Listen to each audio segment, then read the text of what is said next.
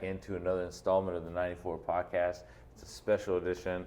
I'm Brook, Eddle. Joined here next to me is Jim Bushy, co-host. Hello.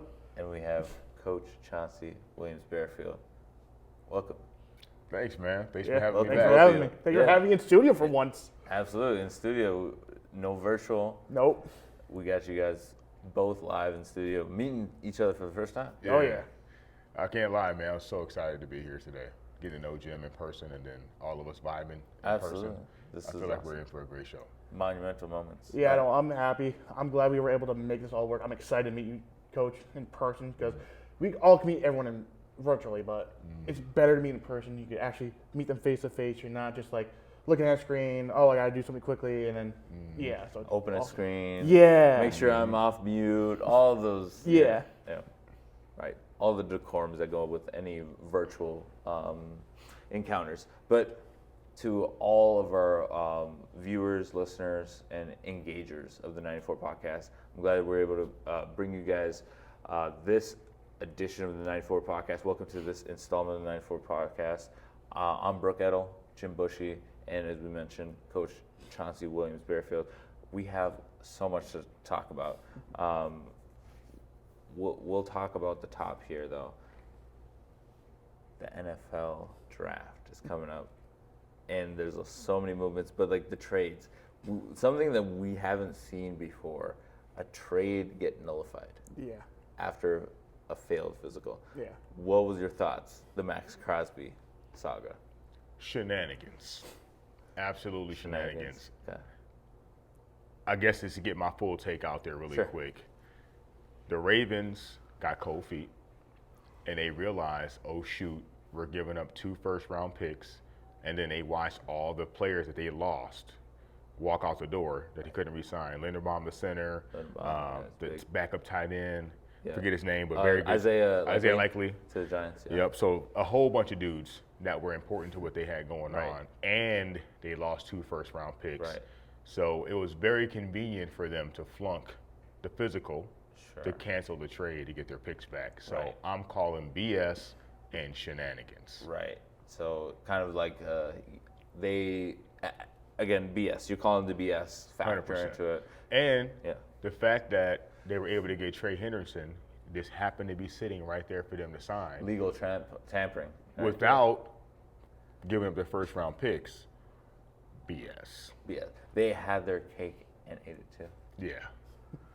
That's the Baltimore Ravens. That's the Jesse Minter era. It's officially has begun with some controversy. Oh, yeah. I mean, like you said, you rarely ever see a trade not go through, a failed physical. Everyone says when you look at the news outlets, oh, trade pending physical, but everyone's like, okay, this is just gonna go through. Just like I agree with Coach. You're losing all your players to free agency. You're losing 2 draft picks, cold feet. BS. I don't know how to say this without sounding mean, but like, come on, man. If you want to make a deal, you're getting a great defensive end player. You're getting someone who's most likely going to improve your defense.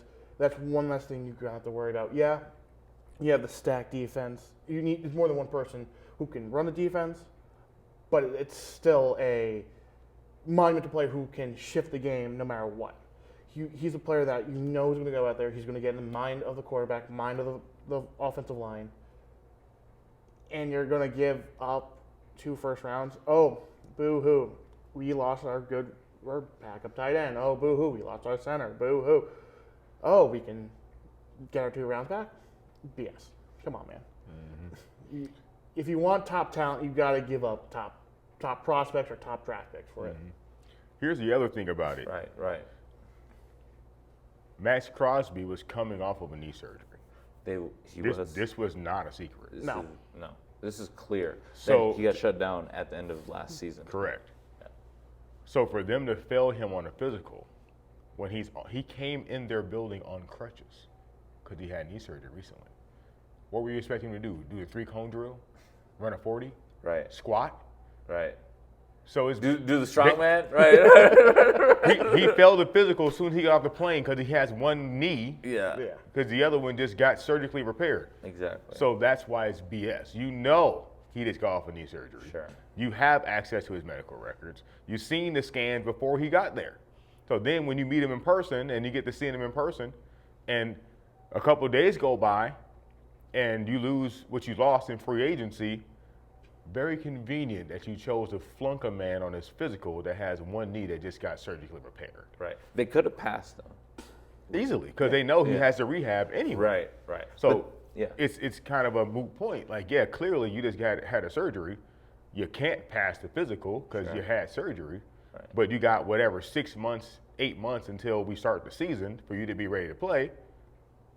We're going to take that risk that you're going to rehab and do what you're supposed to do. But again, it's a meniscus tear. That's Yeah. fair. Right. The turnaround on that, whatever, is 5-6 months, right on schedule for training camp to play week 1. They must have took a look at that meniscus tear and said maybe they shaved a little bit more than we expected. This is the images because they're able to get access to the medical records of the player because it is the physical overall physical test that they have to go through, and I think the Baltimore Ravens at this point, I feel like they were just like, all right, we have the 14th pick overall, and we covet that. We don't want to give that up, and also for next year. For 2027, they don't know how this season will go, especially with an aging Lamar Jackson, I believe in his 29th year. 29 year age year, and he's won 2 MVPs. You could also say like he was up and running for the 3rd MVP in the last 2 years, but you know that the window right now for the Baltimore Ravens is closing if they're not able to win with Lamar Jackson and also continue to add to the defense. And I think that was kind of like the de facto where they just realized, all right, Max Crosby might not be that it factor because they know that they built with the Ray Lewis, the Terrell Suggs. A lot of these defenses was, hey, they're going to make you one-dimensional. They're going to pin down, and then they're going to pass rush. Once they are able to stop the rush, they're going to just pass, like basically just suffocate your offensive line. And then they realize, why are we going after damaged goods when we don't need to? And it is a pure case of just buyer's regret, but then in real time they were able to back out.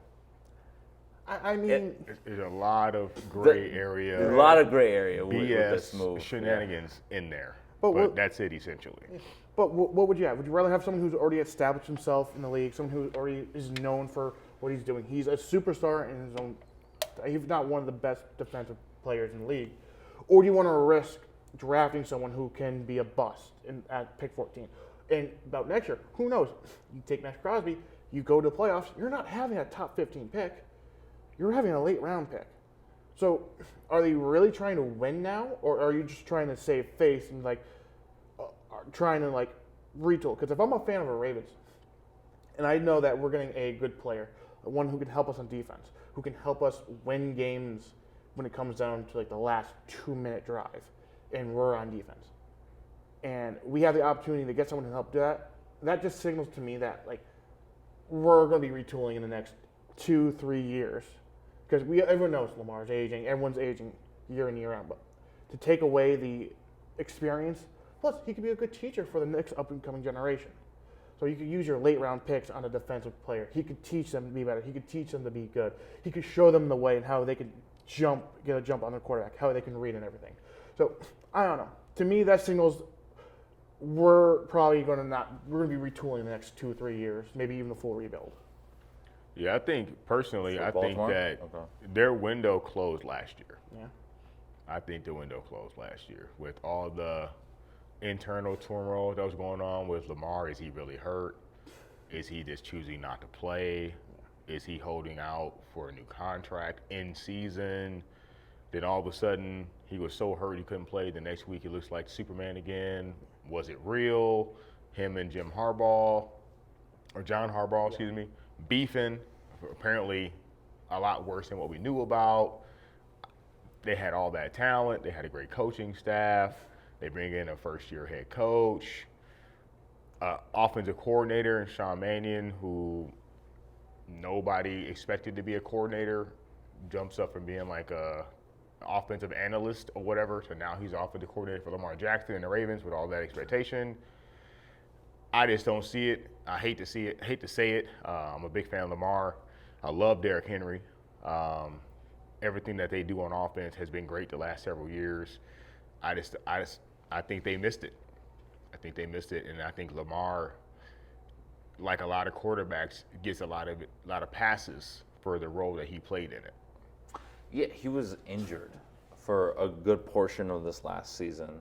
And Was he injured? Yeah, that's another thing. That's the thing. Now again, he could have been. it could have been. But was it as bad as he was letting on? There's a lot of, in the whole aftermath of the season and Harbaugh getting fired, a lot of I stories. mean, they missed the playoffs. He did play in the final game. Yeah.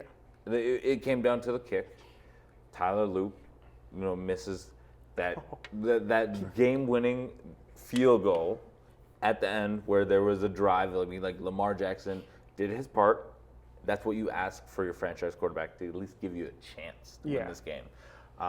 And you lose that game, you're bounced out of the playoffs immediately. So it's sudden death in that case. Yeah. You're going up against Pittsburgh in this division. You got Cincinnati and Cleveland. I don't think that Baltimore is really hitting the panic button here. I feel like they have a good control on their defense and what they need to fix. And a lot of things is situational football. I think they just are not a savvy football team in those situations. I like the move that they were able to keep Mark Andrews. I think that was huge. Big loss in losing Isaiah Likely in depth because of injuries. And obviously this has been a common occurrence with the Ravens is you're missing a lot of their stars throughout the season. And I think John Harbaugh used that tactic and just was able to, really poach Isaiah Likely off the roster. Yeah. And he also did that with Frank Ricard. So that's a huge win for the New York Giants. I didn't put that together. Yeah. That was very savvy by Coach Harbaugh. Yeah, very savvy. He got Isaiah Likely and he got Ricard. That was great. You got the run game. You got the run blocking. Absolutely. Oh, yeah. You got the 1-2 punch there with what they're able to do. And also, we don't know who the New York Giants will draft. I mean, if Jeremiah Love ends up with Big Blue, that could be dangerous. That could be dangerous, but That's forecasting. Forecasting. Like if Jeremiah Love went to the Giants, I'd be scared because now they have a two-headed dragon at running back. Right. You got Scatterboo and you have Scatterboo. Jeremiah Love. Yeah, so it's like you can run Love for the first half of the season until Scatterboo comes back. They got Neighbors at receiver too. Neighbors he's coming back too. Yeah. And then that's looking pretty good. I can't lie. They got a nice team. That's shaping up pretty good. They got a nice team. They got Matt Nagy at the offensive coordinator. He's an experienced guy. And they get a fourth place schedule. True. I mean, and you got Matt Nagy. You said, yeah. Mm-hmm. I mean, let's be honest. That NFC East, it's probably. I'm going to say this now. In the next 1 to 4 years, you're going to see everything flip flop. You're going to see the Giants, and you're going to see Washington. Those are going to be the two who are really going to be battling out. When you see Philly start to struggle, you're going to see Dallas start to struggle because of all the late draft picks they have. They don't really look good. Dak's going to be gone soon. I mean, come on. It might just be my opinion, but he did not look good this season. To me, I think Dak had a phenomenal season. Again, he won a lot of people fantasy leagues. Okay, again, you also have to give me grace here. I can't watch these games at work. Okay. So I can only go on for what I see online. Okay. In the few games I can watch on the Mondays or Thursdays. Okay. And I'm not a big Dak supporter. From what I saw, I wasn't like he played when he played Green Bay. He got a lot. But I'll just be real. When I see the numbers, yeah, numbers are one thing. Yeah. I'm going off for what I can see. So I don't care if it's a hot take. I don't care. Come at me. Take me on. Come on. I got the jersey. The lights are bright. Lights are bright. But no, from what I was able to watch, he didn't look that good. But he's also still getting up in age. He has Pickens that they got from. They've re-signed Pickens. They got Pickens. Yep. Pickens. So he's getting up in age. CeeDee Lamb. They're all getting up in age. I think next 1 to 3 years they're going to start tapering off. Javonte Williams, they re-signed. Yep. That was a great big job there. Yeah, Yeah. great fit in their offense. Yeah. So that's just my opinion. I think 1 to 3 years, you're going to see everything flip flop. You're going to have the Giants who are going to take all these young prospects. They're going to run through the NFC East. Maybe Washington will definitely put up a fight. Dallas can put up a fight. Philly, I think they're going to start tapering off unless they make some blockbuster trades. But that's from what I can see. I can't be like, I sat down every game and watched every minute of Dak playing and be like, that's why he stinks. I have to go in for what I see. Okay. And what I saw was the Packers game, and that's basically it. Yeah. Okay, fair enough. To get back to the Giants before we move into the next topic Yes. here. Sorry. No, You're good. You're good. I started it. You're good. No, you're all good. What do we see with Cam Scatterboo and also Jackson Dart? I think that's one thing that is going to be interesting to see with this New York Giants offense with Malik Neighbors returning, and potentially they could team up Brian Thomas Jr. Like a trade with Jacksonville. There could be some movement there because I feel like Brian Thomas Jr. might be looking for a fresh start. Yeah. I mean, it's simple. You have so many threats there now. If they get him, you have Neighbors. You have they can all do their own thing, and then you have Dart who just will take a hit to make a play. So it's like, I kind of want to say it's kind of. Does he kind of give you like a hockey vibe? It gives me a hockey vibe, but it gives me a early Lamar Jackson vibe, where he has all these options he can do. Plus, he's not afraid to take a hit. Sure. Plus, he's not afraid to throw the body around. He's not afraid to do something. For some reason, that's the vibe that scenario is giving me. Sure. But he's got to protect himself because he knows that he's the quarterback and he's not going to help He's not going to help the team on the sideline. No. Right. No, but that's just. He wants to be tough. Like him and Scatterboo are just like the Bash Brothers and the Mighty Ducks. Sure. They just want to go at each other. Right. They want contact. Yeah. Yeah, they want contact. Yeah. So that's the vibe I'm getting. It's funny you say it like that. That's I a was good going way. to say they remind me of two meatheads Yeah. from college who are just the frat boys drinking, partying, going out on Sunday. Wrecking havoc. Yeah. Yeah. But the challenge with that is with your quarterback, you need him to be more mature and cerebral. Yeah. And Jackson Dart does not give me that vibe to the point where he had 3 concussions last season. A lot of injuries. And after, think about it. This is the NFL, so the doctors, the trainers, the coaches, your head coach, everybody's talking to you about, hey kid, there's a franchise, you can't be getting hit unnecessarily. After 3 of them, after the third one in a press conference, he says, I'm not changing how I play. He had 3 fumbles and 1 loss. Right. He's not changing the way he plays. So for me, as a coach and a fan, that gives me a lot of concern. Absolutely. That this kid is resistant to coaching, number 1. 2, he plays a reckless brand of ball. 3, he's putting himself in harm's way, which risks the team and the franchise. Obviously, the quarterback's the most important position. So I'm not a fan. Scatterboo, I love Scatterboo, but he literally broke his lower leg and dislocated everything. I don't know if he's going to be back early next year. If not, maybe even at all. I don't know what his return to. Sure, his timetable. Right. So if they don't get him back next year, maybe the year after or late in the season or something. He's still questionable. Yeah. He's still questionable for all that. Medical, man. That's medical miracle they can pull these days because that dude, everything you can do wrong down there, he pretty much did it all in one move. He tore it all. Yeah, he broke one of the bones, whatever. It was a shin huge bones. explosion, Yeah. shin bone. Yeah, Right. fractured that and It was grotesque. tore everything. Yeah. Yeah. So if they get him back with Jackson Dart, with Neighbors, that's formidable for sure. Isaiah Likely at tight end to add to that. If they were to bring in another receiver, that'd be great because Neighbors was getting double and triple covered all last season. That's why he was so pissed off about not getting targets. Right.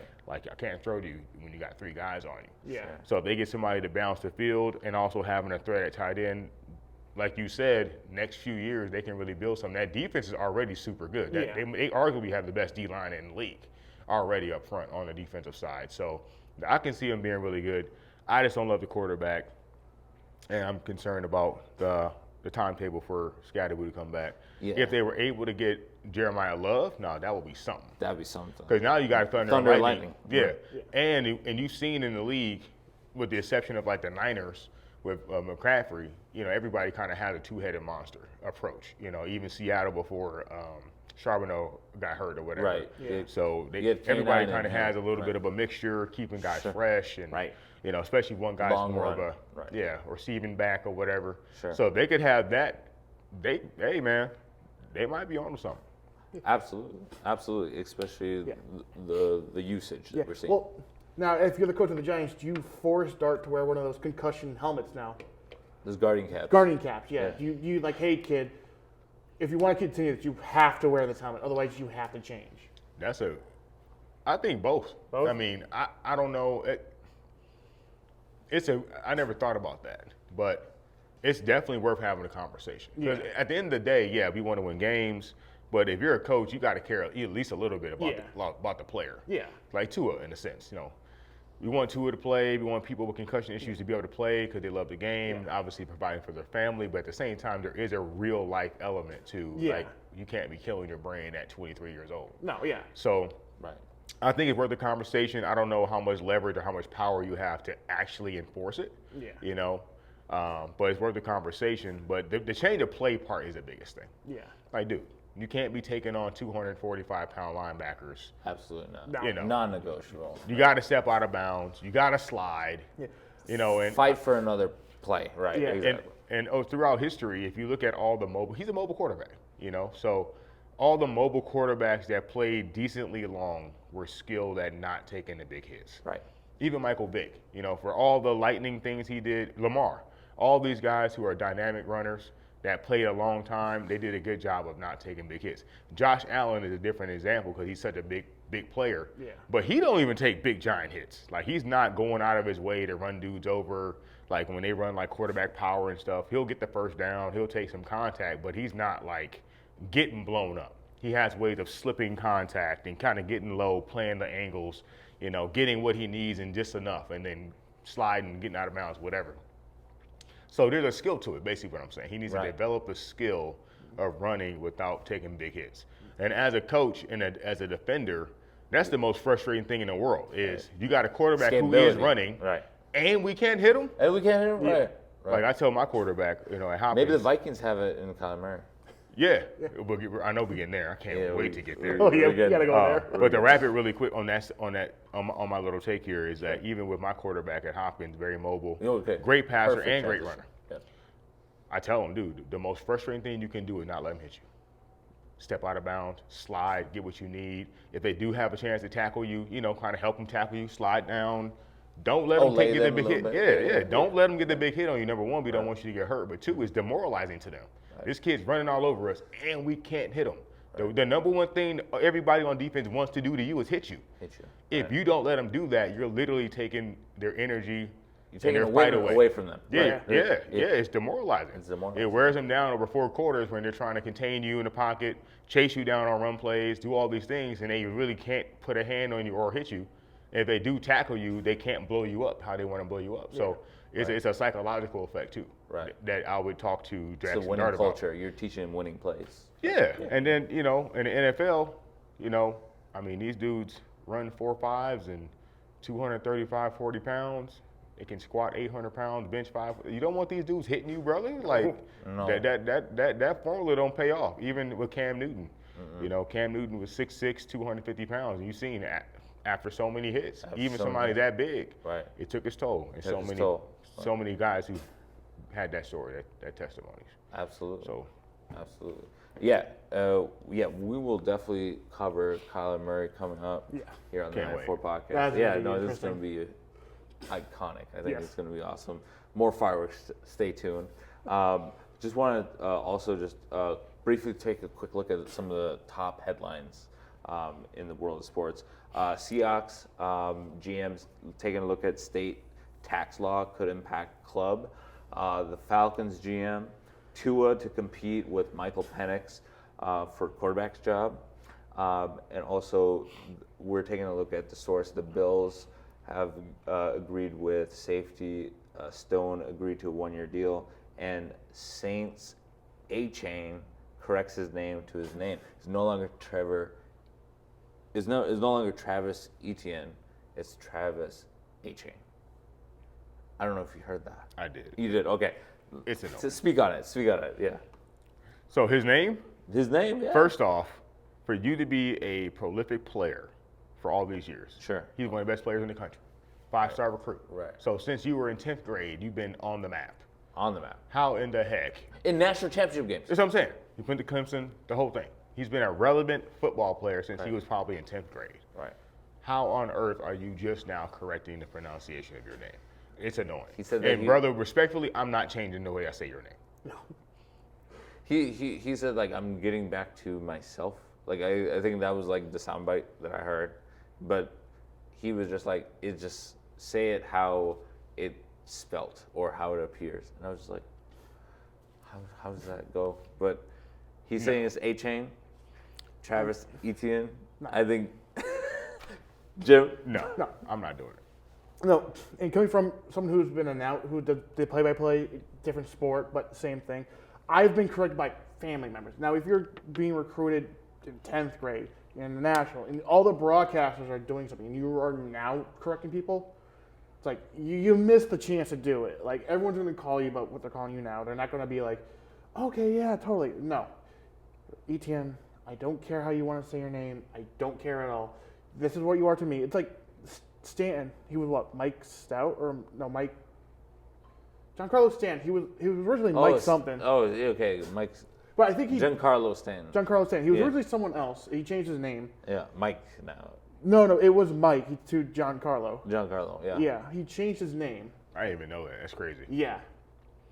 And When he was with Miami Marlins. yeah, it was with Miami. Yeah. And I think because he's been playing long enough where he changed it, and he's there longer now, and he wasn't like the big star we think of him now. Sure. He Right. changed it before he hit 500. So like, okay, we understand, but He had the big contract at the time. Yeah. yeah, so it's like, He was the big name in baseball at the Yeah. time. Yeah, So he was a went big from slugger. Mike to Giancarlo. yeah. Yeah, he went from Giancarlo to Mike.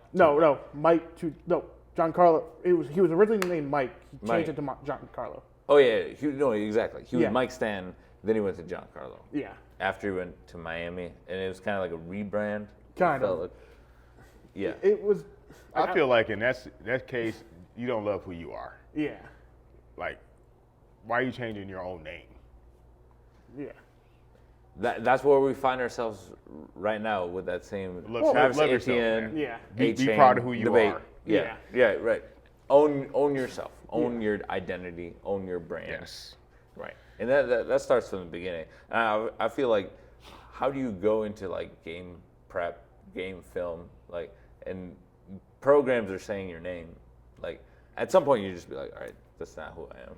Yeah. If I'm getting paid Right. to call the game he's in, I'm going to call him A-Chan or whatever. A-Chan. But me being a human being and a little old guy from Minnesota, you ETN, fam. ATN. Yeah. Okay, right. Because you went through all of those professional settings. You had the opportunity to change, Yeah. like you both mentioned. And at some point, he played in a professional game against Devin A-Chain, who has the same Right. pronunciation. Yeah. That would have been the moment, right? At any moment to be like, that's how you say my name. Yeah. But never once to the Jaguars media until he signs with the New Orleans Saints, which he's a New Orleans native, so it's like he's going back home now. So this is kind of interesting for him because he says that it means something special for him to go back to New Orleans because it's a huge thing for him to go back I get and that. give back Yeah. to Louisiana. I get that. Yeah. Playing for your hometown team. Yeah. But again, we'll talk about Kyler Murray and also the emotional, voyage of the Minnesota Vikings.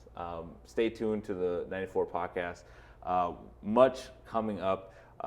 ATN debates are up. But yeah, make sure to like and subscribe. We're also on TikTok, YouTube, Instagram, and Jim, we got any? We got 20 seconds before the second half. I mean, USA, USA, USA. I don't know if you watched it last night. World-based WBC, USA versus Canada. I don't know if we're going to talk about it later. Yeah, But we can talk about 3-0 against Canada. 3-0. We beat them in their own sport twice, and we have one more time to beat them tomorrow night. All right, stay tuned here on the 94 podcast.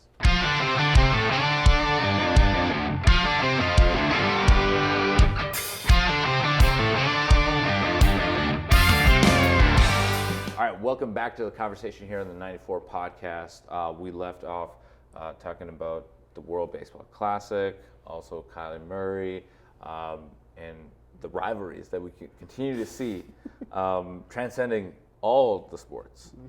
And it doesn't stop at the ice rink. It moves to the diamond. Team USA, they were able to take care of business, moving on past Team Canada. It was a fun game to watch. I mean, coming back from the Mall of America to come home, okay, what's the score of the game? I gotta know the game because we can't continue to beat on Canada, saying that we beat them at their sport both times to lose to them in our sport. Right, in our sport in baseball. So watching the game, everyone's asleep. I'm on my phone watching. She's like, it's like, shoot, trying to sleep. I'm like, sorry. We finally win the game. Bottom of the ninth, we win the game. I'm like, all right, time to sleep. It's sleep. nighttime. Yeah. But no, it's good to watch. Yeah. It's good to watch. I don't know if you guys are watching the Paralympics. I am trying to catch as much as I can with my work schedule, but sled hockey, USA Canada gold medal game tomorrow at 10:05 our time. You think we could sweep them 4-0 this whole time, or do you think we have a good? Do you think they're going to win this in sled? USA. I'm with Team USA. No matter what it is. Come on. Yeah. It could be Red, white, and blue. Let's bobsledding, go. floor hockey, ice hockey, We para repping. hockey. Let's go. We vibing and sliding. It's USA. Yeah. USA all Team day, USA. every day. Yep. Play some Freebird. Let's go. No, that's awesome that you're also like, taking part of, just like observing all the Team USA and like the World Baseball Classic is really cool because that's the beauty of baseball. I feel like I think baseball, it's at its pinnacle when we understand it's a children's game. Yes. And grown men are playing it, and it's really cool that they're able to still have the joy of the game. Oh, definitely. And you know what? I'm kind of glad USA didn't win their pool. They came in second. Because if you look at the brackets, you have Team Italy and Team Japan in the same bracket. They're on different pools. They all went undefeated. Right? They all went undefeated, so they're on one side of the bracket. And the Dominican Republic, right? Dominican Republic's on the other side of the bracket. They all went undefeated, right? Yeah. 4-0. Yep. So they won their pools. If USA would have won, it would have set up possibly would have set up a US Japan game for the semifinals. Okay. But last World Baseball Classic, it was USA Japan. I think it was kind of a blessing in disguise because they can run. I mean, don't get me wrong, they're playing Dominican Republic tomorrow night. Yeah. It's going to be It's going down. It's going to be a great game. It's going to be a great game to watch, right? So, if we get through them, I think Japan has a good chance coming out of that division. But Team Italy, my goodness, they just surprised the hell out of me. Coming through, they beat Team USA. They came out swinging. They came out demolishing everyone else in group play.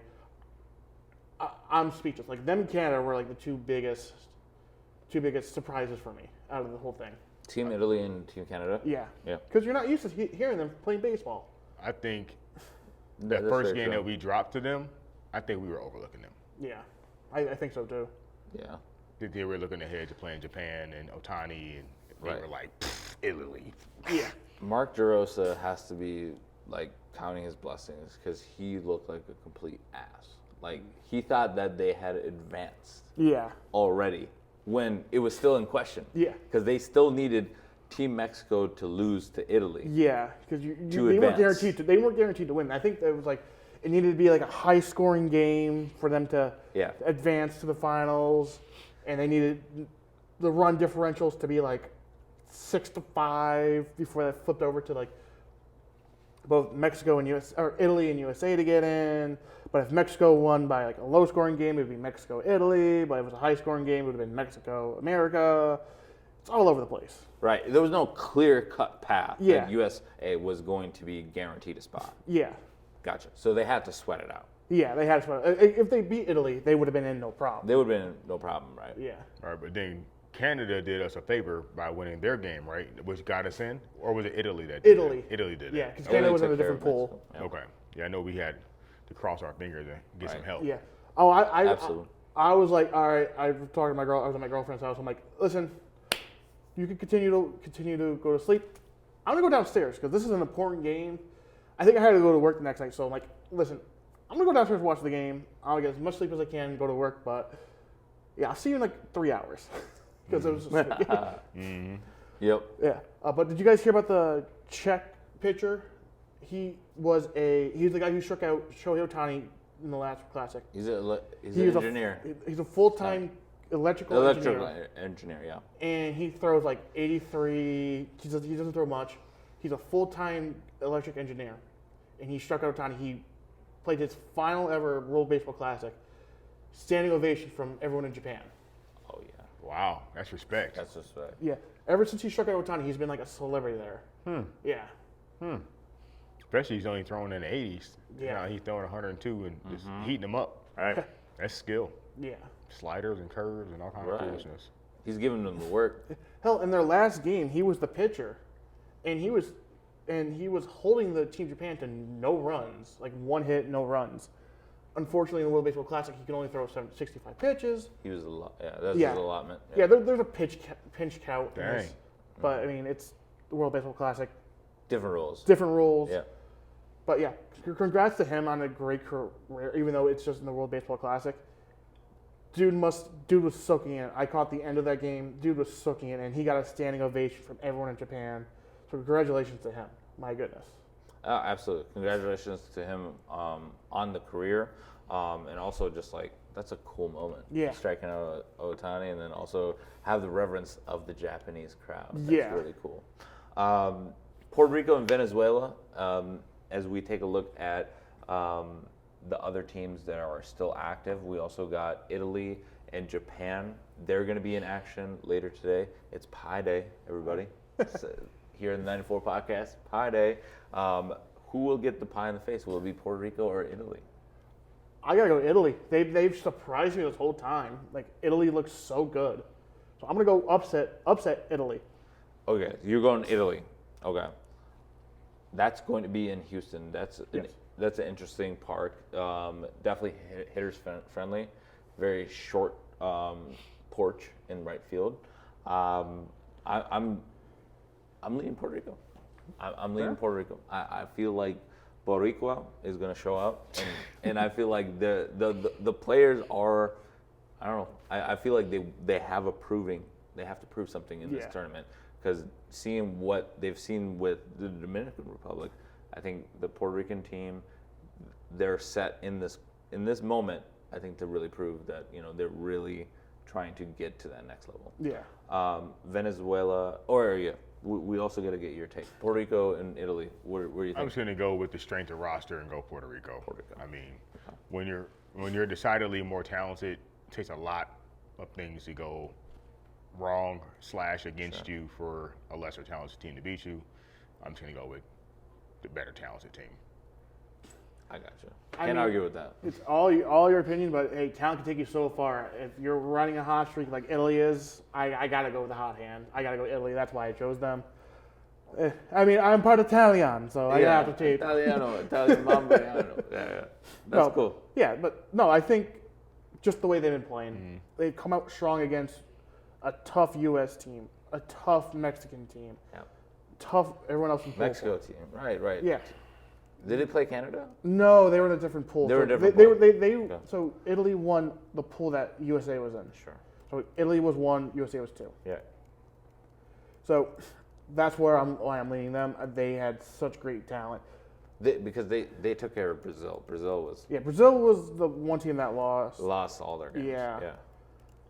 I mean, they weren't even used to the pitch count either. Like they had a lot of rules. They had They're young players. yeah, right? young player. Yeah. They had a 17-year-old 17-year-old, pitcher, right. which is crazy. But Jose Contreras' son. yes. Yeah. But I mean, hey, at the end of the day, we're gonna get baseball.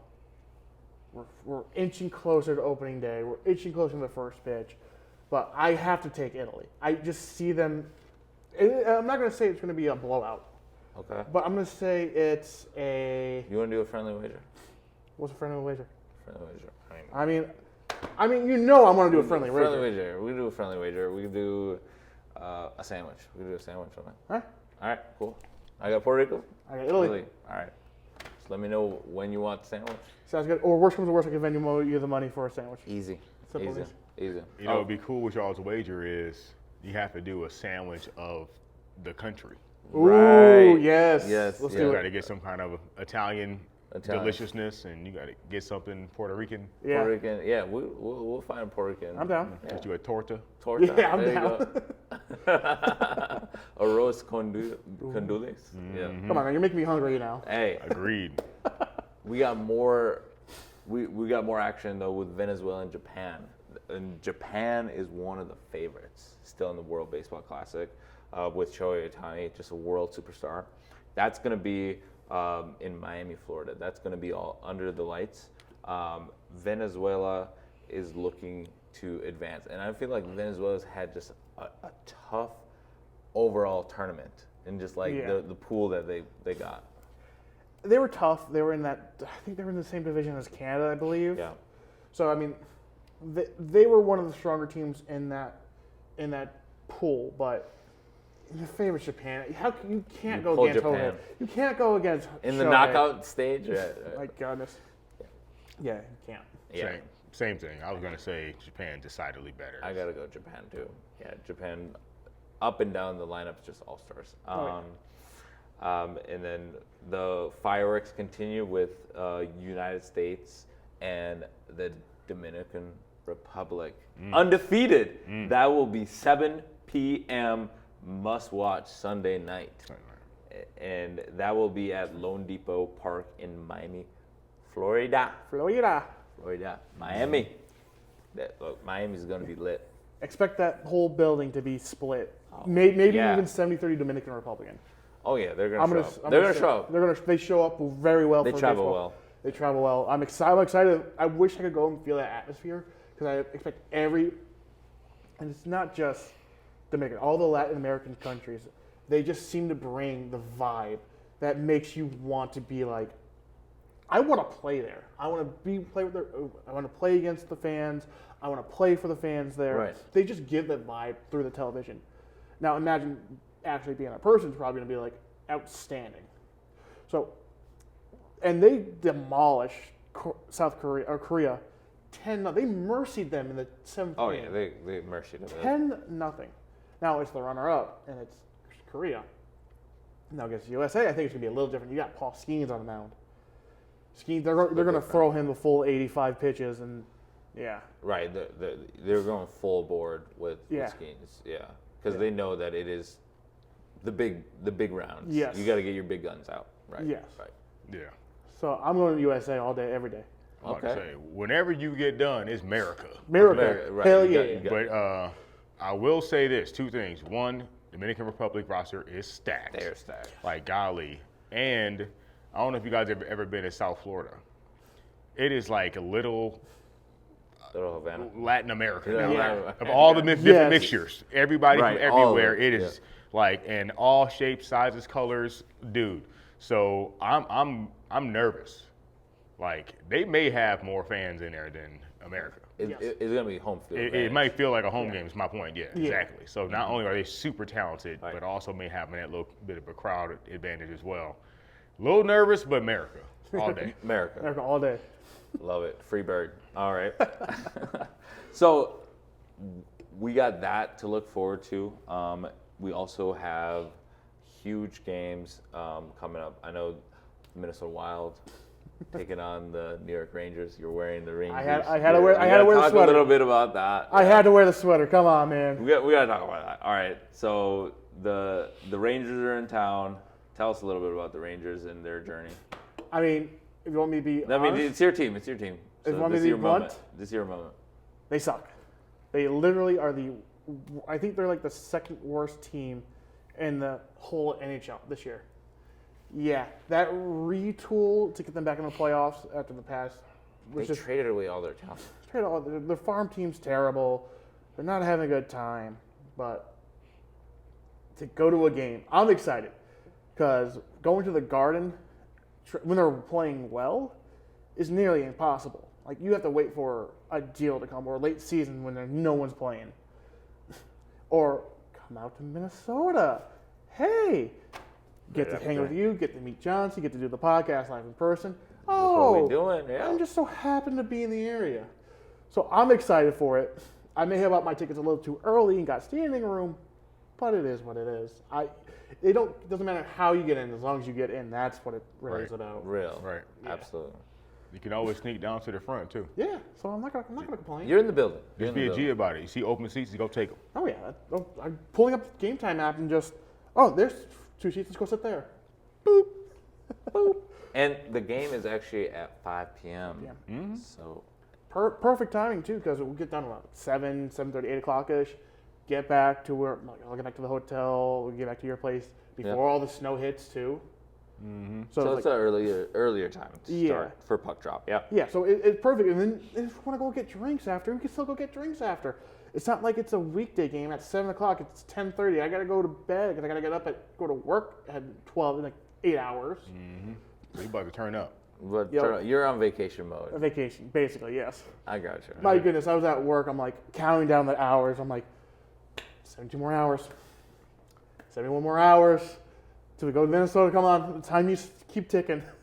And then Coming over to God's country. that's awesome. Oh yeah, That's awesome. yeah, All right. I'm glad that you're here, and then we're gonna check out the Rangers Wild in person. yes. Looking forward to that. The Wild. Go Rangers. All right. Good luck. Good If they luck. weren't playing the Rangers, I'd be choosing. We can do Friendly wager? a friendly wager. I'm We down. do like a shirt. I'm do down. like a shirt. All right. So I'll get you a Quinn, like what, like A Quinn- Quinn it doesn't Hughes matter. or something, and then I'll rock a Rangers shirt. I always Yeah. say this: the Wild has one of the best logos in the league. I will say that. I just love how it looks. Sure. So much detail in it. So I don't care as long as it's not Pittsburgh. I don't care. Okay. Cool. So we agree on that. We're like Yes. next podcast. Yes. Winner rocking their shirt. I'll buy the shirt here in Minnesota too. Okay. I like the wagers. Yeah. Got to keep them coming. Keep Hell them yeah. coming. All right. So that is going to be exciting. I'm really excited to watch Quinn Hughes in person. Brock Faber and Kirill the Thrill Kaprizov, one of the electrifying players in the sport currently. The Minnesota Wild, they hold a record of 38-16. Current home record of 19-7-8. So you know that Treasure Island, that it is really XL energy. I call it the Yeah, X. it's excellent. Forever. Yeah, forever. I'm not going to the call it X. Grand Casino or Never. whatever. Yeah. It's XL Energy Center. TI No, Casino. No, it's- No. It's the XL. X. It's XL Energy Center. XL Energy Center. Right. For life. Same It's like thing Staples with Center. Staples Center. Staples Center. Yeah. Same thing with like Speedway. Yeah. Same thing with Camp Snoopy. Right. Yeah. It's Right. not Nickelodeon Universe. I'm never calling it that. Right. It's Camp Snoopy. Yes. Snoopy. It's Super America. Super America. SA. Yep. Not Speedway. Not Speedway. Oh yeah. These are the Sorry, facts. I'm an old man. These are the Get off facts. my lawn. You're all good. Ain't Get off my changing. lawn. Right. Is it really get off your lawn if we agree with you? Say again? Who's on this jersey? Zabita. Zibanejad. He's the 93. He's not 94. Close. Zibanejad. He's very Close. close. Very close. Close. Okay. That'd have been dope. Oh yeah. Oh, So yeah. he's the captain. Uh, Is he the current captain, or he's the assistant? I think it might be an assistant. Okay, who's the assistant? Yeah. All right, but what do you think of this? Is a cool thing that happened with the Minnesota Wild. Maybe like a storyline that we can follow. Nick Foligno joined Marcus Foligno. Ooh. He was the captain of the Chicago Blackhawks, and he joined the Minnesota Wild. And he called his brother and he said, "I'll see you in a few hours." How cool is that? That's cool. Like growing up, they probably played a lot of games together, and now to play it on the biggest stage in the world, and you got to do it with your brother. Right. That's awesome. And it's really special for them because their late mother, who Yeah. passed from cancer, it's cool that Yeah. they get to play together. It's funny how things come together when things like that happen. So it's going to be. I think they're going to enjoy the rest of the season. While they're definitely making the playoffs, they're going to push for the cup. I hope they make the cup because I think this generation of the Minnesota team hasn't gone to the Stanley Cup Finals yet. No, I never made an appearance. I don't. Yeah, so like this new generation of the Wild is This is probably their best team. shot. Yeah. Yeah, best team assembled. Yes. Clear cut. Yeah. Yes. That's good to know. Yeah. I don't know if you know this, Coach, but the Dallas Stars, they used to be the Minnesota North Stars. So they moved down to so that The Dallas Fort Worth. to Fort Worth. Which hell they Norm have Green, right? Norm Green. Norm Green. Yeah. Like hell, they have a great team too. But it's there's 19 plus games left in both the NBA and NHL. We're coming to the best time of the year. Yeah. Playoffs. Yeah. Exactly, playoffs. Yeah. Like and right now, like it's the greatest time because you got March Madness coming up. We're both UConn Huskies fans, so we got that. And a lot of commonalities there. So there's a game that we're gonna pay attention to while at the Wild Rangers game. I don't know. Have you been watching any of the, I guess, the NBA a little bit? Have you paid attention that Austin Reeves and Luka Doncic are the first time two Laker players have scored 50 points? Yep. In the same season. Yeah. Interesting. So, and it's crazy that Austin Reeves is also undrafted. He's probably one of the most untalented, undrafted guys in the last, I would say, like, handful of years. I mean, obviously Naz Reid is out there, but there's still levels to it. Like, he's not at the level of Austin Reeves where he's like a max level and contending to be a top two player in a championship contending team in the Lakers. And knowing that the Lakers are able to really use Luka to amplify the talents of Austin Reeves is kind of cool because you're seeing that Austin Reeves really works on his entire game. And that's one thing that I got to give credit where credit's due, when these players actually work on their game. And I think it's with the ball dribbling and also decision making. I think he does a really good job of setting his teammates up. And I think that's what gets Austin Reeves the first look. Whenever you see LeBron with the ball or you see Luka with the ball, first look is Austin Reeves because they know that he's either going to make a quick cut or he's going to make the play that's going to get it to a quick bucket. He's going to be a playmaker on offense. And I think that what has changed the Lakers, and they're playing kind of a smaller lineup. And we're seeing them kind of go through their second half resurgence. We'll see about the Minnesota Timberwolves because they're kind of sliding because they're playing OKC on Sunday, and that's going to be a big test. Yes. And I think I know they survived the test against Golden State, but that's without Steph Curry. That was kind of like an open book test. You're supposed to pass that. About that. You're supposed to pass that. I tuned in expecting to see Steph and Draymond. No, Steph or I Draymond. was like, You're like, all right, turn this off. that frustrates me for 2 seconds. As a competitor, I'm like, if I'm Steph and Draymond, that game I'm playing. That was a playoff. Matchup last year, right? You all have history. You got Ant-Man and the Wolves coming in. I'm playing. Yep. I can To the sit, crib? Yeah, I can sit against some other scrub team, but we got to match up with them. Right. That's right. just me. Who am I? Is Steph hurt? I heard he was hurt. That's why he hasn't been playing. Yes, Steph's been out for a while. Okay. Right. He's been he's been hurt. Yeah. Okay, and Draymond, is he hurt or is it just load management BS? It might be load management with him. I'm thinking it's low, man. Getting ready for the I haven't playoff heard push. too much about his injury. No. I am not going to go on. I could go on a huge rant to last the rest of this podcast about load management. I'm not going to. Same. That's why I'm like. Okay. That's why I just summed it up by saying I would play. I would Yeah. play. That's all I gotta say. I would play. That's the thing though about the NBA. It's clear cut that they are trying to fix that, and they've done a really good job with cutting down on like the tanking. We saw Bam Adebayo go for 83 points. Lord. That was, But that is crazy. yeah. I know we were talking, texting about that. The Wizards coaching staff, they should be all getting updates on their resumes. Because how do you let that happen? How do you go one-on-one with Bam Adebayo with a bunch of 19, 20-year-olds? They failed them. Like, they put them in the record books. Yeah. They should be arrested. It was criminal. It was criminal. I don't know how you let. Like, I'm sorry. How do you not like change your strategy up if you see he's getting all these points? Like, how do you not fix it? You wait 3.5 quarters. He dropped 31 in the first quarter. Right. How do He you- was how do- cooking them. Right. How do you not change then? Like, my gosh. Exactly. So I went back and I watched on YouTube. NBA actually put together a 15-minute like montage of all his points. Sure. And you watch it. It's just he's abusing some kid. Abusing them. It might as well have been me out there trying to guard him. You got Bam Adebayo. You made him Just look like outworking Kobe. you. Right. Right. I mean, he was doing everything. He was crossing them, driving, dunking, crossing, step back, mid range, 3-pointers like crazy. Like he was going out of his mind because it was like him playing against random dudes at Lifetime. At Lifetime, right. They were playing, exactly, Lifetime LA Fitness defense. And Right. for the most part, they would just let him go one-on-one against whoever.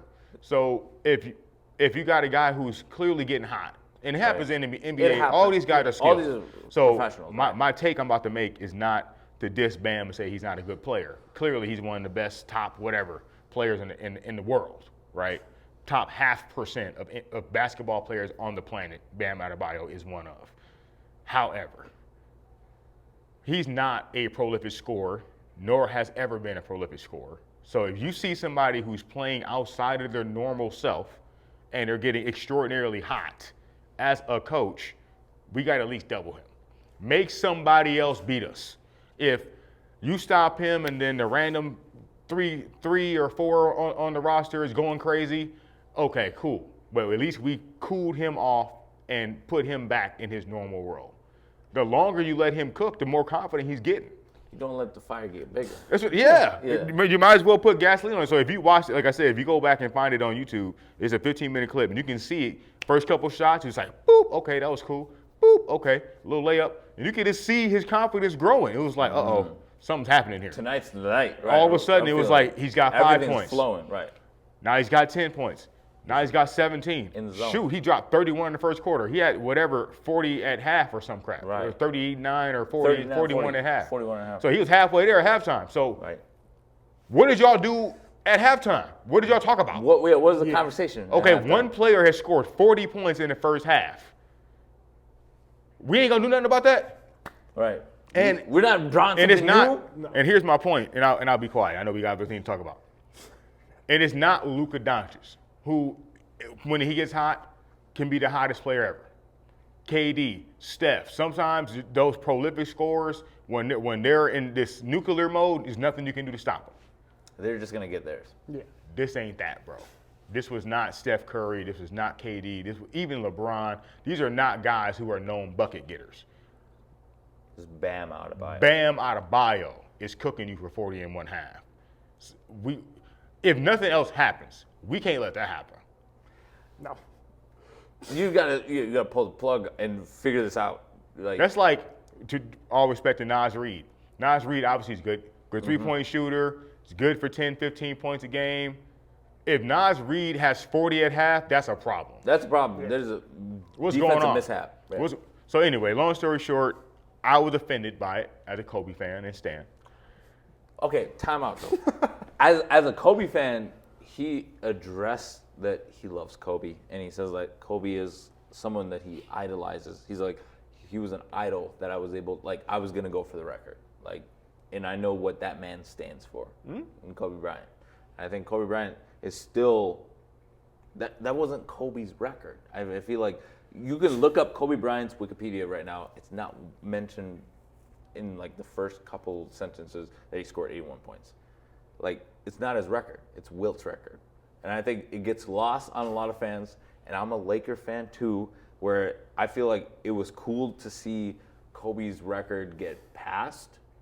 It wasn't though. But go ahead. He did score. He did score the 83. I mean, like, in the record, it's still handing the record. He might have shot more free throws. I know Kobe shot 20 free throws in his 81-point masterpiece against the Raptors. And when you look at what Bam did in this past week against the Wizards, I know that a lot of people are going to be like, it was a man amongst boys. And Eric Spoelstra is like, we're not going to like apologize for that. And that comes back to the Heat culture because they know that this is a big moment for their program, and I feel like they needed this. Like when you think of Miami, they needed this because they haven't won titles in a couple of years. Mm-hmm. Yeah. I think this was as good as a title for a Bam Adebayo because without a doubt, this is going to be his career highlight. Oh, 100%. Yeah. Let me break it down like this. And as a competitor, he should try to go for a record. Yeah. So I'm not saying he did anything wrong. And for the people out there saying like shame in that. Spoelstra and the Heat they should be ashamed of Right. how they did it. No, they shouldn't. Right. No, they shouldn't. No, they should be The blackballed. Wizards should be Right. ashamed of letting them do it. Mm-hmm. Okay, first off, Right. I'm big on individual accomplishments. Like Saquon Barkley, not this year, but the year before. Whatever, he was With like the 70 rushing yards record. for the record. Dog, Go for it. I'm going. And as the coach, go get it. Because there's no guarantee that we're going to make it to the Super Bowl or win the Super Bowl. Absolutely not. Okay, so risking the injury and all that, yes. But this is a once-in-a-lifetime career milestone that if Saquon would have broke it, it's the number one thing he'll be remembered for the rest of his life. He's the all-time single-season rushing record holder.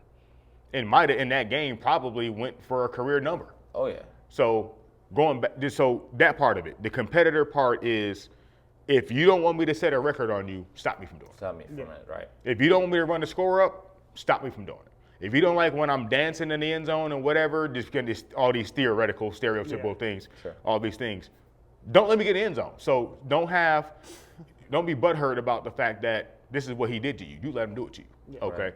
Now, the problem that I have with it is, one, Kobe's 81 came with Kobe playing from behind, trying to help his team win the game. That's why it's so respected. Kobe said, The not game on my situation. watch. Right. Not on my watch. Yeah, this is a mid-season game up in Toronto. Nobody cares. After the Super Bowl. Yeah, It was like in February. nobody's Right. probably even watching this game Sure. because the Lakers weren't even good at the time. The Toronto Raptors, 2006, yeah. the Raptors weren't good at the time. Kobe could have easily said, "We in 20 Canada, plus years ago, yeah. hey, I'm gonna drop my 25, 30 points. Hey, Sure. we getting blown out, whatever. Long Right, season." right. But that's the thing that makes Kobe special. He said, "Screw all that. If I'm on the court and there's something I can do to help my team win, if it takes 81 points, so be it. And if y'all can't stop me, To exhaustion, he was going to go for it. Right? that's my point." So he was willing his team to stay in the game and to come back and win the game, and he scored 81 points to do it. right. Heroic, all-time, legendary stuff. Go back and watch that game. It's amazing. Oh, yeah. Bam, Bam. who's not a scorer. Not a scorer, no. He's a defensive, like, Yeah, rebound, double-double. yeah, Right, exactly. Right. Yeah. Not a scorer, and his team really manufactured him breaking the record. They're up by 30 points. Fouls, right. Fouling and missing free Missing throws on free throws purpose. on purpose, right. All kind of stuff Right. to get him to break the record. Sure. So that's my issue with it. You It did was doctor. It was doctor. Yes. Yep. And that's kind of the point that a lot of folks like me have is Kobe wasn't doctored. It was him willing his team to win It was in route to 81 points with the goal of trying to win the game. right. Because they were down and he was trying to get them back in the game. Right. That's my Gotcha. 2 cents. I got you. You rest your case there. I see where you're coming from in regards to like the 81 is stronger than the 83 in the sense of where the competitiveness was. Yeah. throughout the Context of it all. game. Context of it. Exactly. I got you. All right, but Yeah. I rest my case. We got other things to talk about. Yeah. Okay. Let's talk about the Minnesota Vikings. Finally. Finally. Yes. Minnesota Vikings.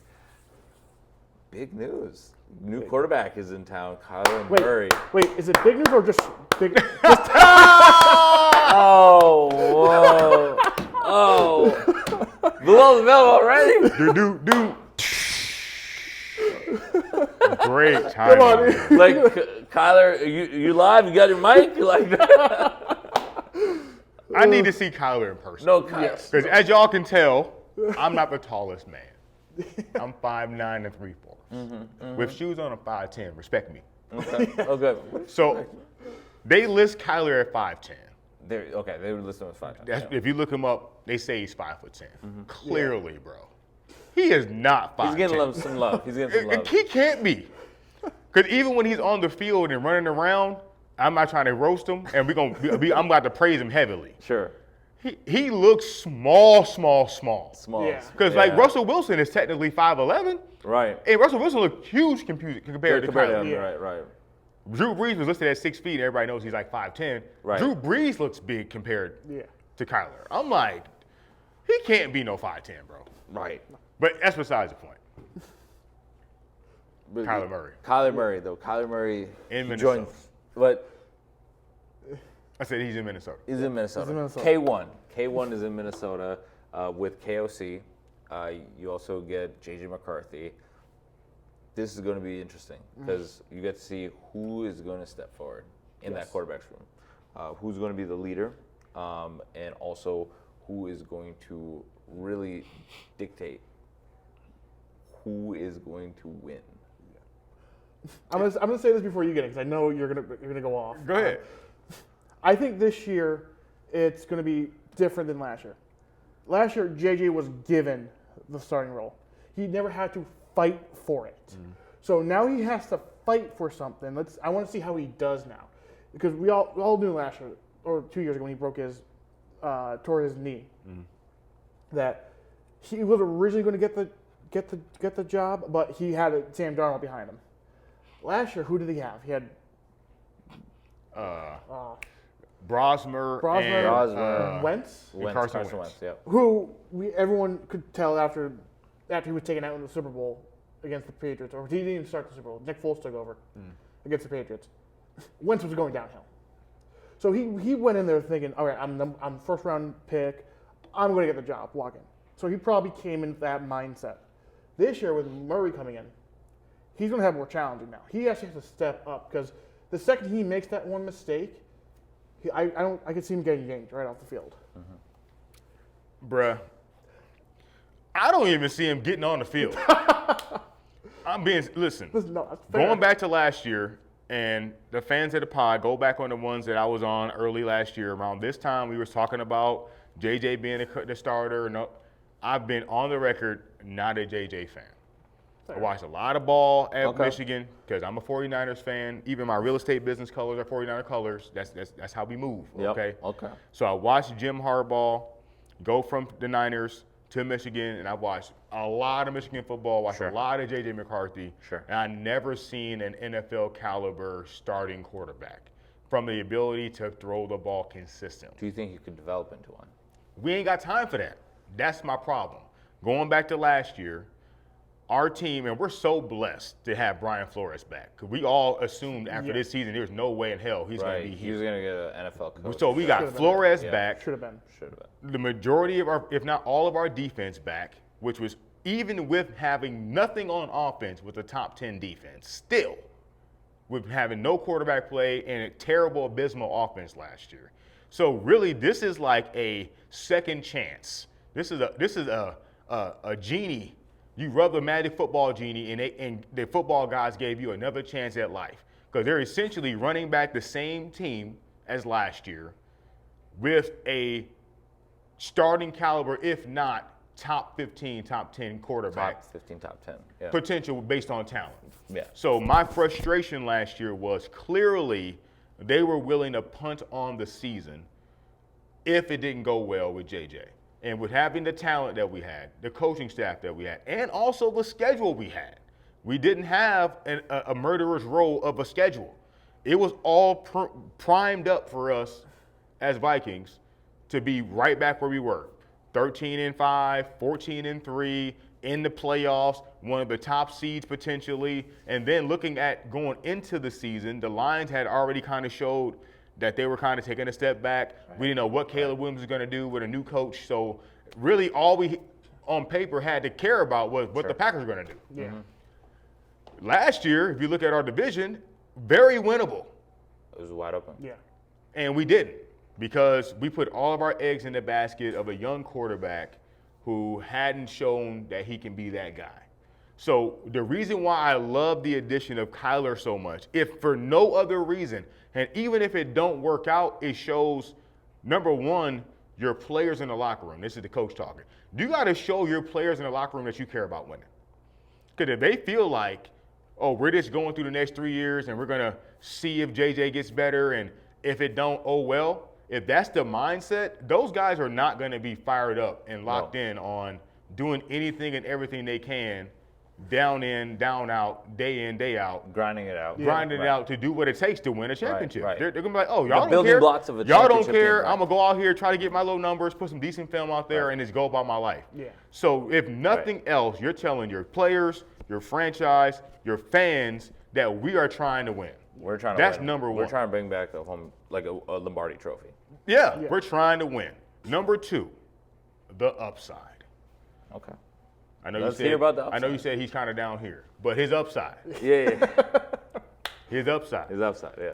If Kyler, with all his talent and experience, and his talent, arm strength, mobility, all that stuff is undeniable. Right.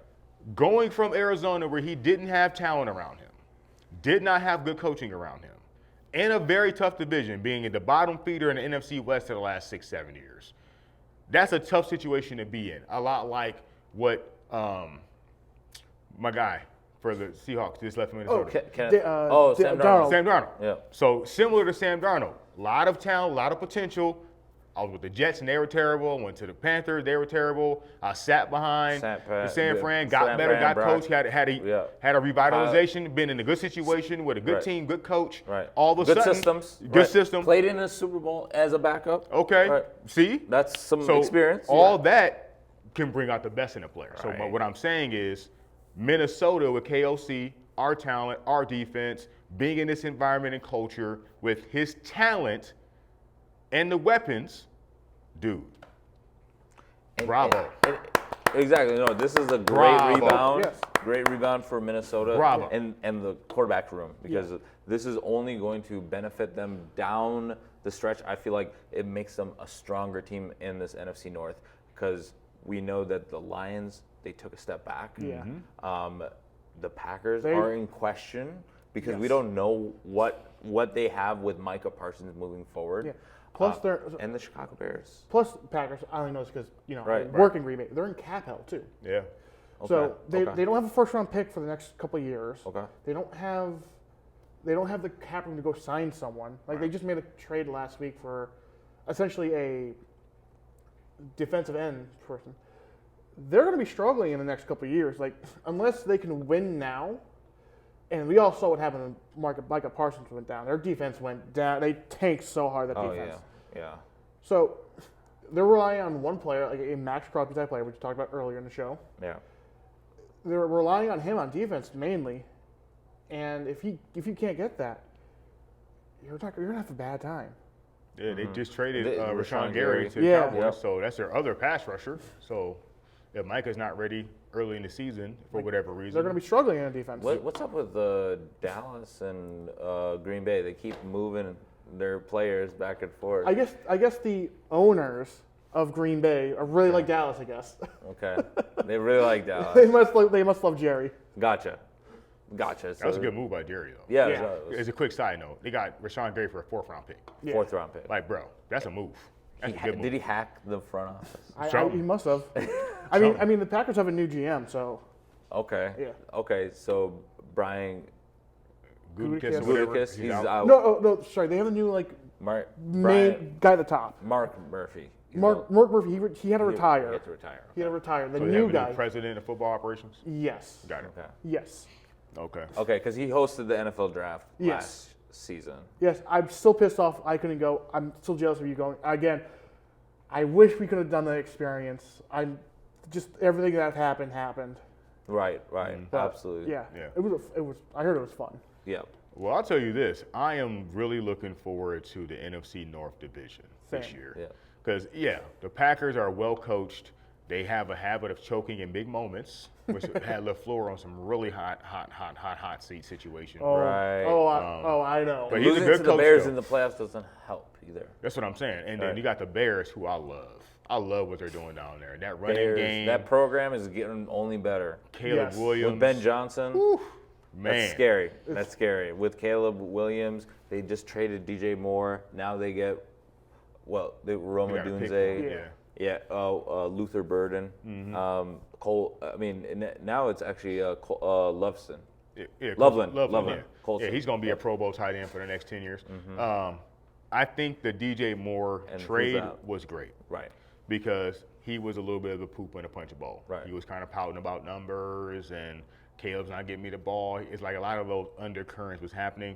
What you don't want right now is Caleb to be second guessing himself. Yeah. Right. And forcing the ball to DJ and all that diva wide receiver drama. Go Right. ahead. And he's, Stop appeasing that. yeah, he's 30 Yeah. years old or Yeah, whatever. so those characters. Stop yeah, appeasing those characters. let's it's get win him now. out the building. Let Caleb continue to grow and flourish. Be the and leader. Yep. Be the leader of too. the- That's an absolute great Right, point. Get right. him out the way so Caleb can step forward into that leadership role. Mm-hmm. And then also with Ben Johnson's offense, very similar West Coast stuff. They pride themselves on spreading the ball around. They don't really force the ball to one person in those types of systems. It's play action pass. It's designed to get multiple people involved. Not force the ball 150 times to one player. Right. So get him out the door. That's going to be addition by subtraction. And I like what the Bears are doing. Packers going to be good again. They'll be relevant. Vikings, though. They just Great moves. Bruh. Right. That puts us right back in the top, I don't know. NFC, they can definitely win the division. Oh yeah. So they'll obviously be in the playoffs based on that. But shoot, they can push for the number 1, number 2 seed easily. yeah. I mean, They got inside track, especially with their third place schedule. yes. Because they're going to be up. Here's the main thing. Football, more than any other sport, is complementary. So your defense can only hold off other NFL offenses for so long.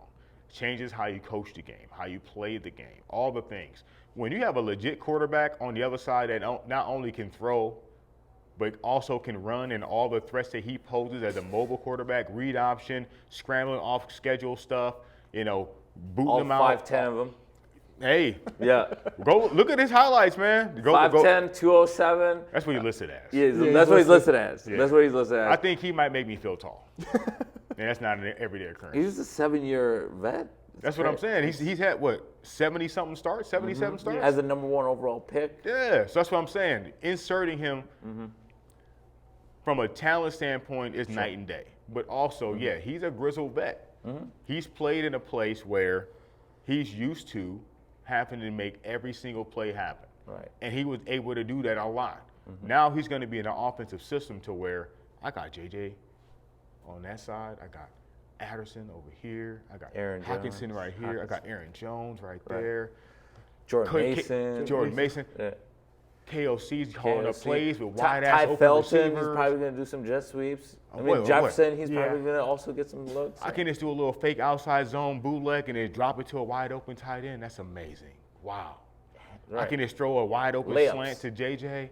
I can throw a 50-50 ball to him, one-on-one in the red zone. Yeah. Like, what a life, What a life. compared to what he was living the first 7 years of his career. Right. So you put a talented, extremely talented player on a roster with elite coaching and top level offensive talent, bruh. Let him feast. Yeah. And It- to all respect to JJ McCarthy, let him rock on the bench, man. Let him learn, because he'll be able to watch Kyler day in, day out, and see what he's doing as starting quarterback. He'll be in that same spot that a lot of quarterbacks have been. Hey, I'm gonna take a step backwards to make a big step forward. Hopefully, at some point in the next few years, he can all of a sudden be a guy. Right. But right now, it's win now mode for the win players. now, right. Win now mode, and we got Kyler for $1 million or whatever it was. Yeah. Veteran Vet minimum, Veteran. and JJ's on the rookie contract. Right. So Arizona's picking up the tab. Yeah. For $99 million. Yeah, so all in, put the chips in the middle of the table. Next year or two, go for broke. And then with not paying all that money to the quarterback, I would say try to make some moves. Stack your roster as much as you can over the draft, because right now, first, free agency is pretty much over at this point. Not a lot of Right. it. But Yeah. if you can find a way to make a splash, I would say for like another stud receiver, an elite pass rusher of some sort. Maybe even a shutdown corner because we're gonna need to slow some guys down. There's a lot of good offenses in our division. Do something to continue to stack it, like the Rams. The great example. The Rams are like F them picks. Next 2 or 3 Trent years, McDuffie. yeah, we're pushing all the chips in. We're spending as much They've money as been we doing can. this for a couple of years. like Yeah. this. Yeah. Look how it's worked out. Right, they're consistently All but one in the year they've ring. been in the NFC Championship game or the damn Super Bowl. It's working. It's working. So, anyway, I could talk all day about that. So some news though. Vikings just waived Zeke Correll So? as a center. So what are the Vikings doing? They need a center at some point. Are Probably they, gonna draft one. Probably draft one. Yeah. they'll probably draft one. Yeah. Probably like a second rounder. I'm just thinking they're probably like what, top 15 draft pick this year. They Let's did see. make the playoffs. Right, because they had the bombshell with Will Fries Yeah. retiring Yeah. a So season after signing him from the Indianapolis Colts. Vikings. oh no, they're later than I thought. They're 18. 18th. Vikings pick 18. 18. I mean, you could take a top. I think if I'm the Vikings coming to this draft, round 1, I'm taking a top offensive lineman. Because Lineman Or or best best player available. best available. Yeah. Especially at that point, 18. All Right. the elite players Yeah. Are still yeah. are probably gone. Right. Top 15 are usually the elite players. Right. But obviously at 18, you can grab a great player at that point too. Yeah. But absolutely. yeah, best lineman available or Best best player available. Yeah. You know what they could do? This is kind of getting a little hyperbolic, but Sure. they could try to trade for Jeremiah Love. Ooh, we did talk That's- about that's that. kind of the missing that, link. That might be Because the Aaron move. Jones is serviceable, but Yes, he's not long term. He's not top level yeah. anymore. You know? need somebody like a Jeremiah Mason, Love and a honestly, I Kevin think is O'Connell better than him. offense. Right. If I was KOC, I would start Mason over him. Mason is better than Aaron Jones. Bigger, stronger, more elusive, all that good stuff at this point of his career. I don't know why that hasn't happened. I think I don't know. I think it's probably going to happen this year because they initially waived Aaron They- Jones. yeah, right? they Then they waived- brought him back. they brought him back. So it's probably part of the conversation. It's like, So hey, when he hit the this free is gonna agency be market the- and his phone wasn't this is gonna be- calling, he was yeah. like, is that backup job still available? Right. He was trying to get into the TCO Performance Center, and the doors the were red light locked. kept coming up. Red light right. I will say this. I drove by that center on my way down here. You know how hard it was to not pull over and go right there right away just to see everything because that building looks so good. From It's the highway. beautiful. I- I've been there a bunch of times. It's beautiful. I might have to stop by before I head back to Green Bay, but my goodness, that was good. But I would love to see him get another good running back because Aaron Jones, as much as he's a great player, he's a great guy. He's getting up there in age, Yeah. and Yes. he could be the backup, but there's a lot of other places he could probably find where he could be more of a starter. Yeah, I think he's solid. That's my thing with him. He's He's not solid. bad. Not Yeah. bad. He's a good pass protector. He's a good catcher out of the backfield. He's a Right. good runner. Ball but security. with our offense, if we had a legit threat, Sure. like to Home make run hitter, right? yeah, Yeah. there you go, home Yeah. run hitter, that would change everything. Because now you can't play super far back. Right. They try to Like stop a our zone passing it. game. Right. Now the run's open. If we start running the ball well, they got to creep up. And now we got bombs over Baghdad going on. Right. So I think Shout that out would Outcast. right. And then also this easy offense. Check the ball down to a guy like Jeremiah Love, Right. 5-yard catch. Love down below. Okay. Okay. Okay. I see what you're doing Yeah, there. yeah. I'm still just saying. Yeah. If there was a way, and that's a far way to go. They're Right. projecting him to be like a top 5 pick. So that might be kind of expensive, but you never know. I mean, I'm just looking at the draft on your computer right here. If anything, Jets. So we all know Fernando's going first. Yeah. Like Yeah. they're That's not That's without not a doubt. No questions there. Jets. I don't see them taking a running back. I think they're still going to draft a quarterback to play behind you, because they're going to draft him to sit him. He's going to learn behind Gino. Because I'm a big believer of you draft someone, and if they're not your number one starter, You just stockpile them. you develop him. You develop them. Now, I know we talked about him going to the Giants, but let's be real. Do you think they need another running back? Because They tagged Brees Hall. yeah. Yeah. So that's what I was getting ready to say. When you said the Jets, my spidey sense was like, they tag Hall and they don't want to pay him. I don't want to pay him. Hey, man, we'll slide you this 3rd round pick for Brees Hall. How about our 2nd and our 3rd for Brees? We'll take him off your hands. Yeah. Do a quick move. Yeah. That's what I would do. That could be. I think Jets would listen.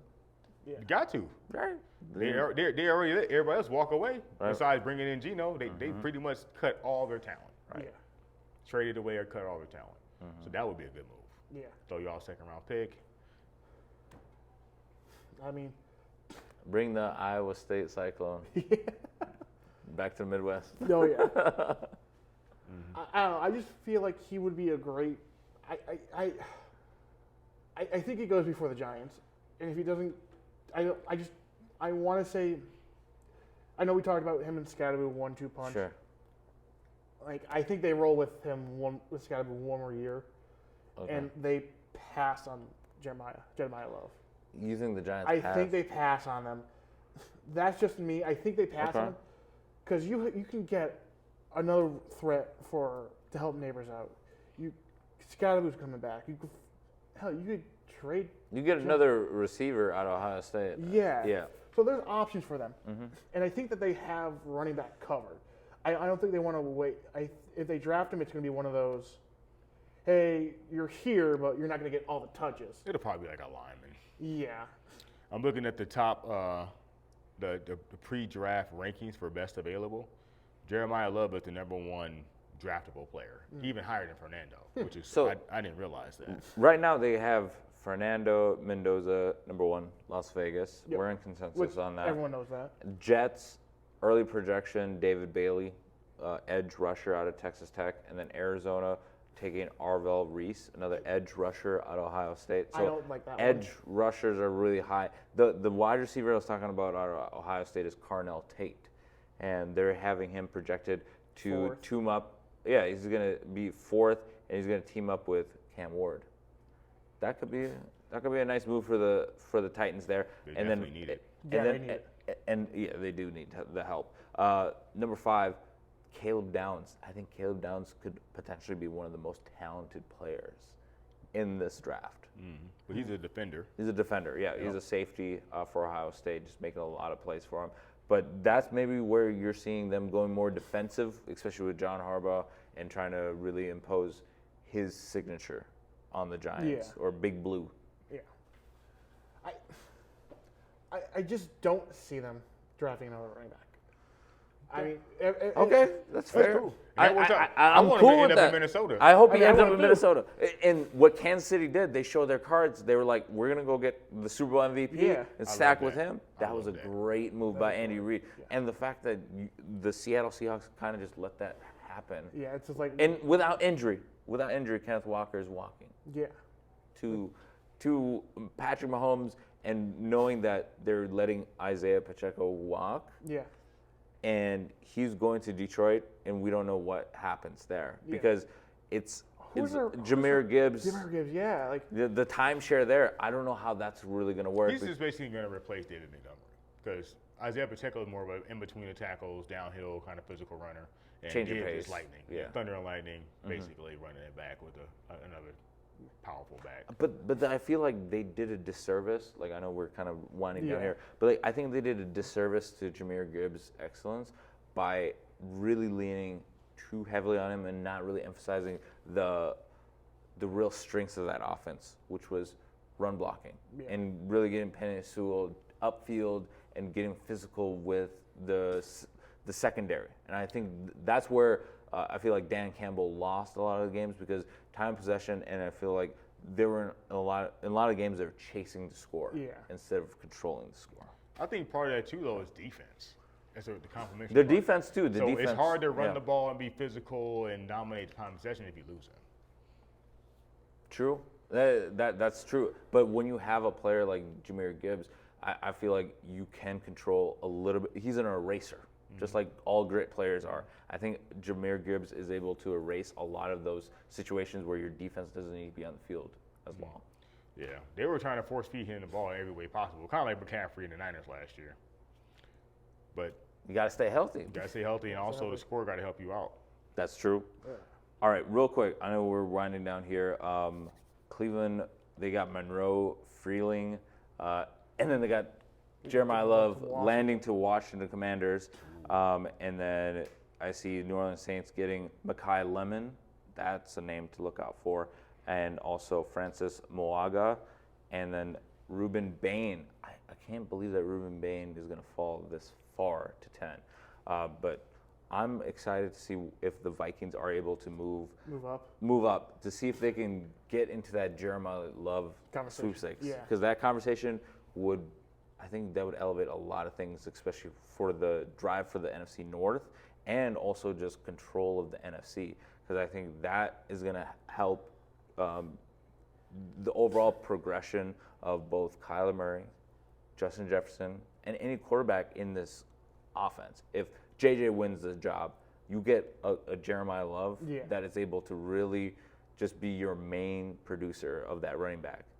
And then you have a goal line option with Jordan Mason. And then at that point, you're kind of fading out with Aaron Jones. Yeah. Aaron Jones probably on a 1-year deal, right? Yeah. In any situation, the more firepower you got, the better. So if you have an opportunity to add a legitimate weapon in the backfield, and that could be here for the next 5, 7, 8 years at an elite level to go along with a Kyler or a JJ for the foreseeable future, I think you do that. Yeah, I would agree with that. And another thing too, Coach, you can kind of also speak on this because you see a lot of young players that like come up together. We see that with Anthony Edwards, Jaden Daniels, Naz Reid. Also, you're seeing that now with Io DeSumo. I think he's integrated really well with the Minnesota Timberwolves in recent trades. Looking at Justin Jefferson, looking at what is the capability of either a Kyler Murray or of a J.J. McCarthy, and knowing that this is a young core, but it is win now. That's a cool thing too, and we're seeing that with the Minnesota Wild. I know we got the Rangers coming up here soon, but I'm really excited to have you guys back in the fold as we get closer and closer. We got Selection Sunday. It's Pie Day, but it's Selection Sunday this weekend.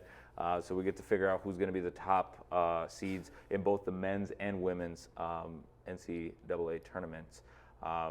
Just so much goodness going. It's March Madness. Really excited, and St. Patrick's Day is coming up too. Oh yeah. It's a lot of green. It's gonna be good times. Oh yeah. Good times. But thank you again for tuning in to the 94 podcast. This has been a hell of an episode. Absolutely. Well, until next time, we'll see you at the TOP, and we're out. Let's go dancing. No, let's go dancing.